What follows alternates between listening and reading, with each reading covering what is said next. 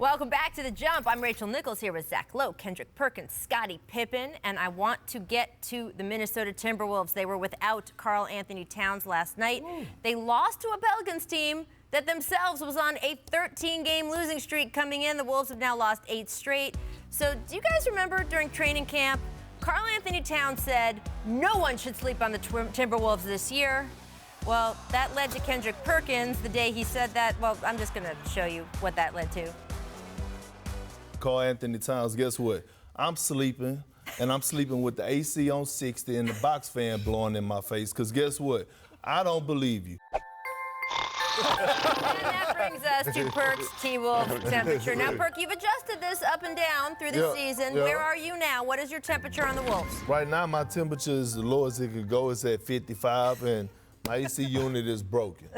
So I need reimbursement from the Wolves. Look, they can't lose that game last night, even without Karl Anthony Towns. The Pelicans have been playing horrible, and you lose that game.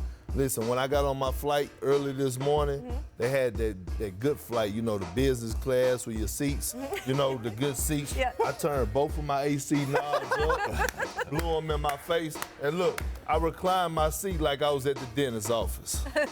Can I went straight to sleep. Can I say something? When the Wolves got off to a hot start, they took a little premature victory lap. Went at Perk a little bit on social media. I don't hear anything now from the Wolves' social media account. I don't hear any chatter anymore. I don't hear "I'm sorry, Perk." I don't hear anything. Yeah, none of that. None of that. It's quiet. All quiet now. We will have to find out today if they have to say anything. We've been talking to you guys all day about the Hall of Fame. I want to get to some notable returning nominees. We talked at the top of the show about the first-time nominees.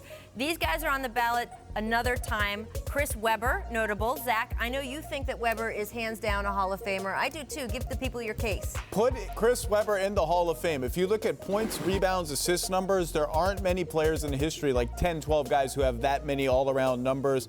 5-time All-Star, top 5 MVP once. He's like a little bit of a borderline candidate. I get why with his playoff resume and stuff, but I think he passes the test. And sometimes, like, a guy just has a style and a game and plays for a team that defined a little mini era in basketball. Between the Fab Five and the Kings, put him in. All right, I want to switch gears and get to Ben Wallace. This is my pet project, get Ben Wallace in the Hall of Fame. Scottie, I know you appreciate defense. Tell us why you think he belongs. Well, it's obvious. 4 times this guy was the Defensive Player of the Year in our league, so that says a lot. And he's an NBA champion and an all-star. You know, he was one of those guys, when you talk about put on a hard hat and go to work, you speak of a guy like Ben Wallace. He's definitely deserving to be an all-star.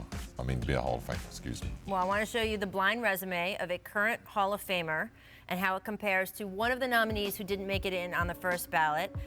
You may see that this is who we are talking about.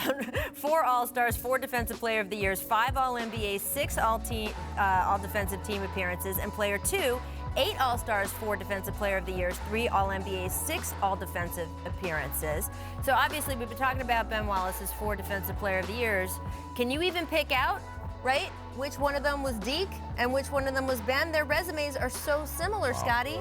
It's amazing. Right? And you would never question, Kendrick, if Dikembe Mutombo belonged in the Hall of Fame? Absolutely not. And listen, I understand the all-star thing, you know, but, you know, it's so, like how it is now with fans voting it in, it's so political. But when you start getting into those other accolades, the Defensive Player of the Year, you know, 4 times, like, that's unbelievable. Like, you had to make a huge difference. I just go back, no disrespect to Shaq, but I just go back to that finals, the Pistons, and Ben Wallace really, I hadn't seen a guy that really was able to control Shaq like he did one-on-one.